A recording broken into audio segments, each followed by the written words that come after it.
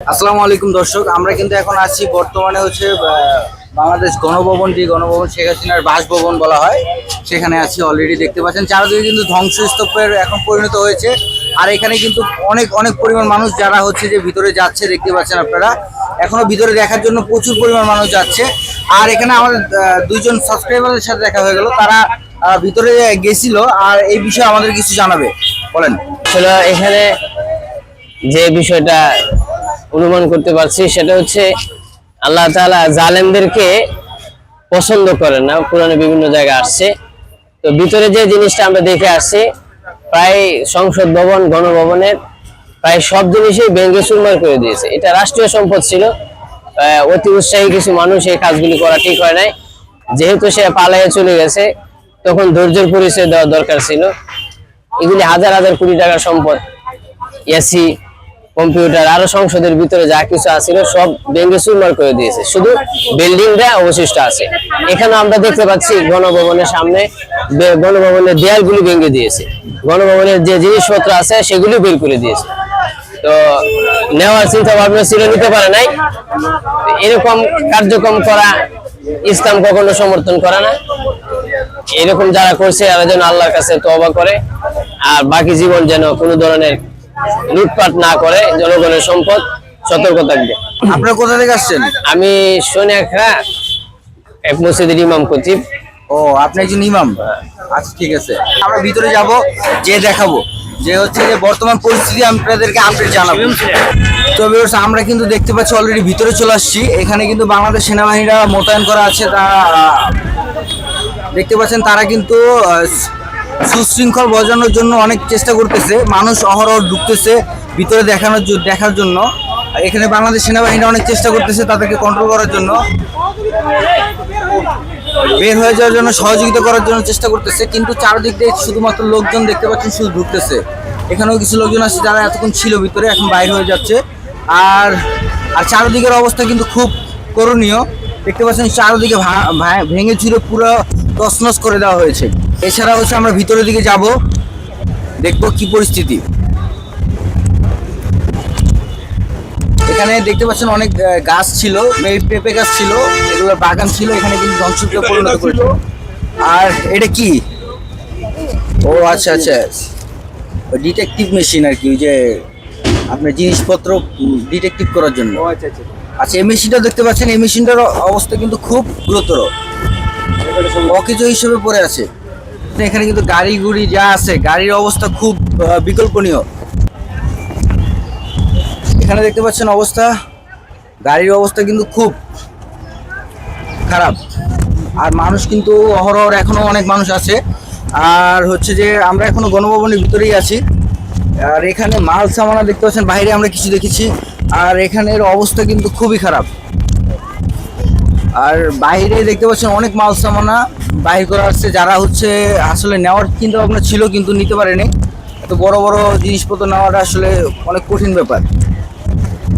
দেওয়াল ভেঙে ঢুকেছিল, দেখতে পাচ্ছেন আপনারা। আমরাও যাব ভিতরে, গিয়ে দেখাবো।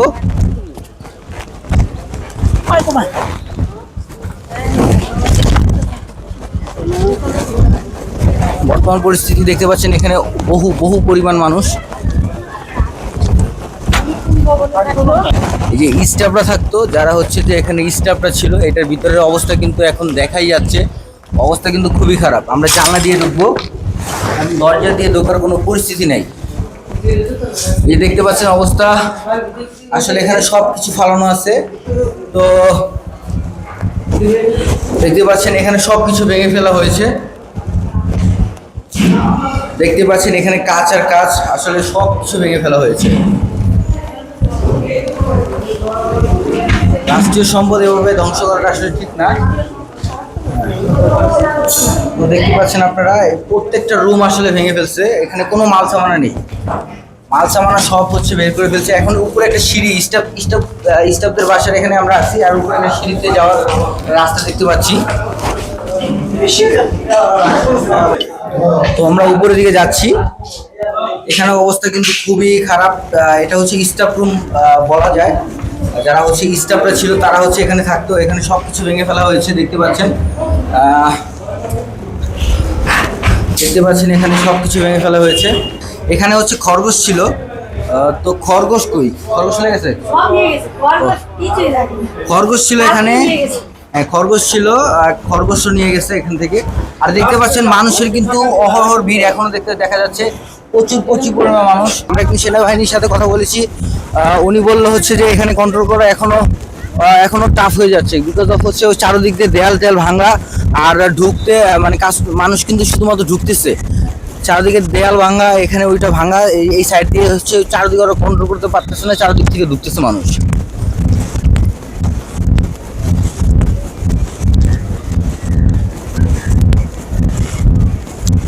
এখান থেকে শেখ হাসিনা মেবি হেলিকপ্টার করে চলে গেছিল।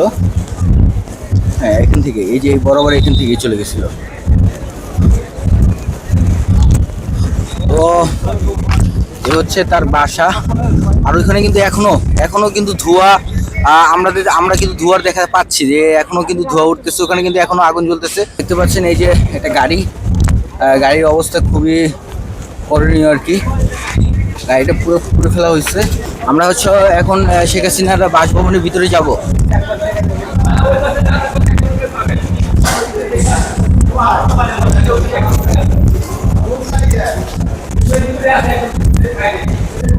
এই যে ভিতরের অবস্থা কিন্তু আসলে দেখার মতো। এখানে কিন্তু অনেক কিছু ছিল, এখানে গাড়িটাই রাখা থাকে সবসময় বেসমেন্টের মতো। তো এখানে কিন্তু আপাতত এখন কিছুই নাই, আর বলতে কিছুই নাই। আর এখানে কিছু স্টাফদের কক্ষ ছিল, এখানেও কিন্তু খালি। তো আমরা শেখ হাসিনার বাসভবনের ভিতরে যাব। আর এখানে লেখা হচ্ছে ছাত্রলীগ মানে আপনারা করে নিন। আর এই প্রথমে ঢুকার পরে দেখতে পাচ্ছেন এখন কিন্তু এখানে আসলে উপরে যে সব কিছু আছে দেখতে পাচ্ছেন, সব কিছু কিন্তু ভেঙে ফেলা হয়েছে। এখানে কিন্তু এখনো কিন্তু ধ্বংসস্তূপে পরিণত হয়েছে।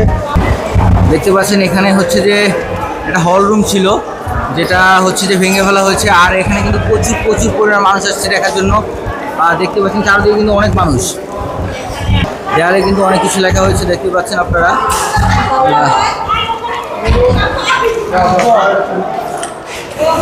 দেখতে পাচ্ছেন চারদিকের অবস্থা আসলে খুব করণীয়। আমরা গ্রাউন্ড ফ্লোর এখন দেখাচ্ছি, আর এটা হচ্ছে গ্রাউন্ড ফ্লোরে। দেখতে পাচ্ছেন এটা হচ্ছে গ্রাউন্ড ফ্লোরের অবস্থা। আর আমরা হচ্ছে উপরেও যাব, সেকেন্ড ফ্লোরেও যাব। ফেনীতে ছাত্র হত্যা বিচার করব। দেখতে পাচ্ছেন চারদিকের অবস্থা কিন্তু খুবই খারাপ। আর চারদিকে লেখা হলো ভুয়া।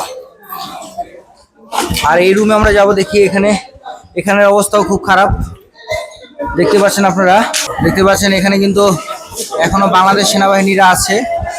আর এখানে কিন্তু অনেক মানুষ আছে, সবাই কিন্তু সেকেন্ড ফ্লোরে যাওয়ার জন্য লাইন ধরে আছে, সেকেন্ড ফ্লোরে যাবে।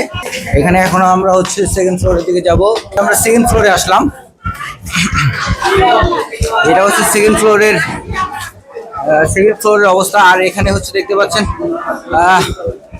সেকেন্ড ফ্লোরের বাম সাইডে চলে আসলে দেখা যায় এই জায়গায় এগুলো কিন্তু অনেক কিছু ছিল। চারদিকে হচ্ছে অনেক বই খাতা, অনেক ফাইল ডকুমেন্টস অনেক কিছু ছিল, এগুলো কিন্তু পড়ে আছে, ধ্বংসস্তূপে পরিণত হয়েছে। এখান থেকে যদি দেখা যায় সাধারণত এখানে ওই সামনে পুকুর আমরা যাব, কিন্তু তার আগে হচ্ছে যে আমরা শেখ হাসিনার বাসভবনটা ভালো করে ঘুরে দেখাবো।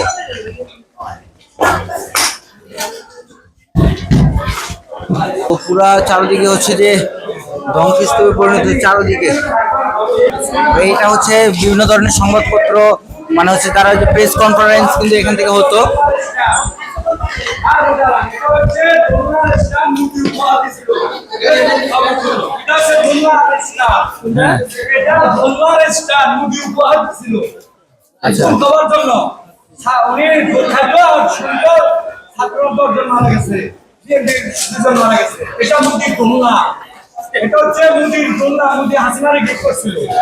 দেখতে পাচ্ছেন এখানে অবস্থাও খারাপ।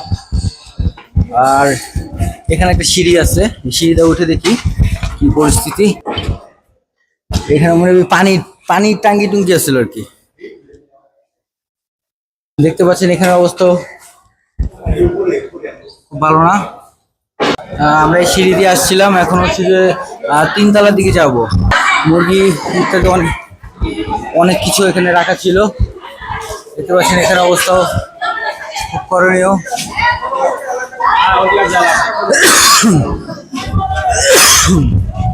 আগে দেখেছিলাম এখান থেকে কেউ অনেকজন টিন নিয়ে গেছে, এই সেই টিন। এই কারেন্টের মেশিন দেখতে পাচ্ছেন, এটার অবস্থাও খুব খারাপ দেখতে পাচ্ছেন। আর হচ্ছে আমরা আরো উপরে যাব। আর এখানে মূলত এসি টেসি যা আসলে এগুলো ছিল।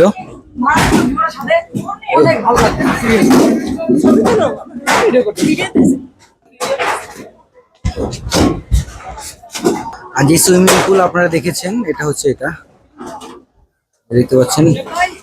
আমরা এখন অলরেডি চালে উঠছি, দেখতে পাচ্ছি এখানে অনেক মানুষ ছবি তুলছে চালের উপরে আর কি।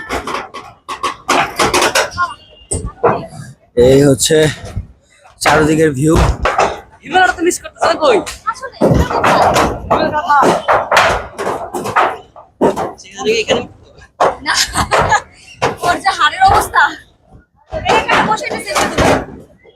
এখানে অনেক দেখতে পাচ্ছেন অনেক কিছু ফালানো আছে, আসবাবপত্র।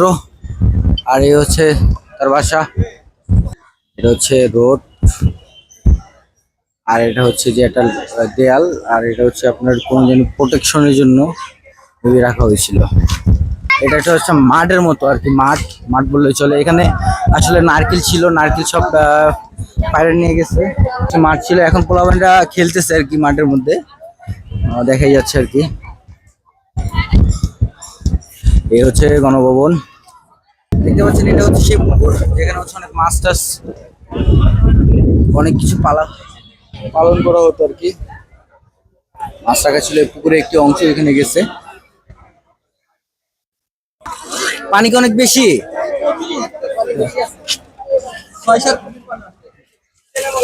আপনি যে দাঁড়াচ্ছেন যে পানি আছে? ও, একটা পুলের মতো ছিল আর কি, এখানে পানি নেই এখন। আর চালের উপরে দেখতে পাচ্ছেন এখনো প্রচুর মানুষ উঠতেছে, দেখতে পাচ্ছেন আপনারা। আর এখানে অনেক মানুষ, এখানে একটা খেলার মতো মাঠ ছিল যেখানে দেখতে পাচ্ছেন, এই দেখতে পাচ্ছেন গাড়ির অবস্থা খুব খারাপ। এখানে একটা গাড়ি ভেঙে ফেলছে, এখানেও গাড়ি ভেঙে ফেলছে। তো এখানে এই ধ্বংসস্তূপ, তার পাশে একজন লোককে পেলাম আর কি, তো তার সাথে আমরা কথা বলবো এই বিষয়ে। আপনারা আসলে এসে কি দেখলেন? জি, আমরা এখানে আসছি, আসার পর ফ্যাসিবাদী খুনি সরকার শেখ হাসিনার বাসভবনে আসছি। তিনি আমাদের ট্যাক্সের টাকা মাইরা তিনি এত আলিশান ভাবে থাকতো, অথচ জনগণ এখানে না খেয়ে থাকতো। তিনি এত আলিশান ভাবে এখানে বিলাসবহুল ভাবে থাকতো। তিনি এত অপরাধ করার পর পালিয়ে গেছে। আমরা তাকে দেশে আনবো, অবশ্যই শাস্তি দিব। এবং কি যারা এর সাথে আমলা আছে, হাসান মাহমুদ স্বরাষ্ট্রমন্ত্রী আছে, এদের অবশ্যই বিচার হবে। এদেশে যারা মানুষকে নির্মম ভাবে হত্যা করতো, জুলুম করতো, অত্যাচার করতো। সবচেয়ে গুরুত্বপূর্ণ বিষয় হলো যে ফ্যাসিবাদী সরকার শেখ হাসিনা আমাদেরকে নির্মম ভাবে আমাদেরকে অত্যাচারের ভিতরে রাখতো, জুলুমের ভিতরে রাখতো। এই জন্য আমরা দেখতে আসছি, তার বাসভবন দেখতে আসছি। দেখতে পাচ্ছেন এখানে সেনাবাহিনী অলরেডি এখানে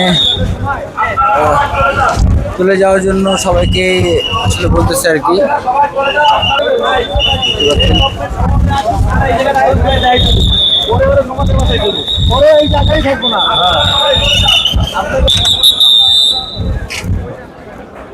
আর্মিরা কিন্তু বলতেছে যে দয়া করে বের হয়ে যান এখান থেকে। দেখতে পাচ্ছেন এখান থেকে যাওয়ার জন্য বলতেছে আর কি। চারদিকে যে এখান থেকে কিছু সোলজার আসতেছে, এই যে এখান থেকে কন্ট্রোল করতেছে।